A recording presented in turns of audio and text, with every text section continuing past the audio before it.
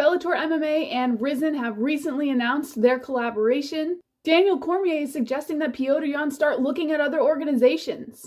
Islam Makhachev is nixing the idea of Michael Chandler getting a title shot anytime soon. And the UFC is holding Anderson Silva back on promoting his boxing match coming up with Jake Paul. All of this and more with your latest MMA Quick Takes.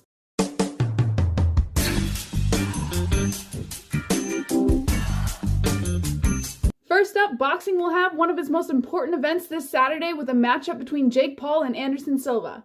It is surprising that two boxers with very little experience have garnered so much interest, but a sport like boxing also celebrates the arrival of some entertainers like YouTuber Jake Paul to keep fans interested. Paul will try to get his 6th win as pro and stay undefeated. He will do so against Anderson Silva, a 47-year-old Brazilian who is a mixed martial arts legend. But as a professional boxer, he is almost inexperienced with only 4 fights. Jake Paul, on the other hand, has found himself in a bit of a bind with the UFC. The president of Showtime Sports, Steven Espinosa, said, quote, "UFC has been uncooperative in providing access to fight footage, which is usually a courtesy provided without much controversy. I'm sure Anderson would have appreciated access to his old fights. Therefore, for the promotion of the fight this Saturday, no footage of Anderson Silva may be seen." This has caused Jake Paul and Dana White to continue to exchange messages and grow their feud.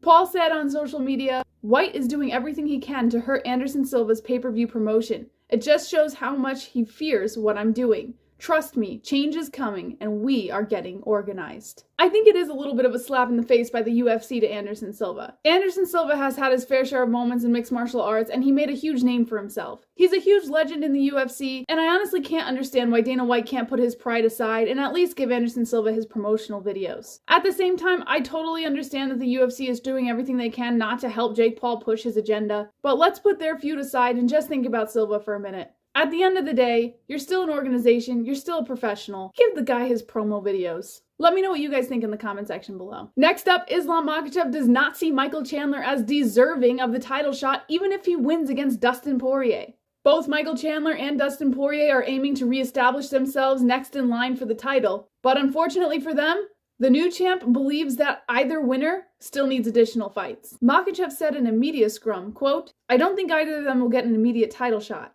How many times did Poirier fight for the belt? Chandler has just fought 4 times in the organization and lost 2 of them, so I don't think Chandler deserves a title shot if he wins."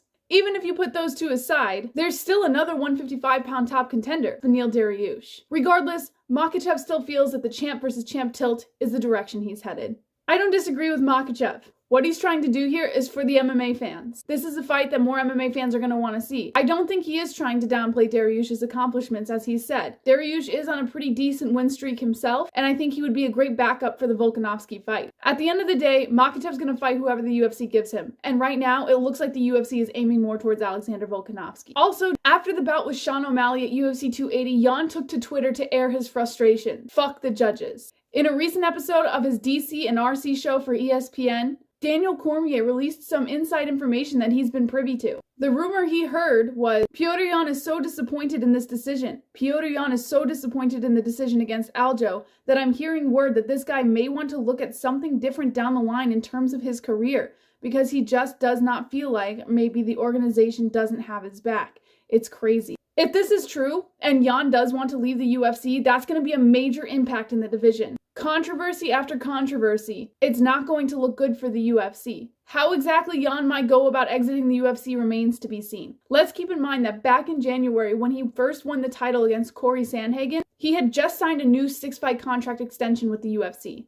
Since then, Yan has competed twice, losing his title unification bid against Aljamain Sterling before fighting Sean O'Malley. I don't think that the UFC would be willing to part ways with a fighter of Yan's caliber at this time in his career. Only time will tell, but let's remember, Yan is in his prime and the UFC loves to bank on marketability. Let me know what you guys think in the comment section below. Do you think Yan is going to find a way to slip out of here? Do you think the UFC would be so willing to let him go if he tried? I'm curious to know your thoughts. Lastly, Bellator MMA and RIZIN have recently announced their collaboration. They will be staging an event on December 31st, 2022, so make sure you mark it in your calendars. Of course, Japanese MMA would not be what it is without the epic posters and promotional videos to bring attention to its athletes and fight cards that are reminiscent of the legendary Pride FC.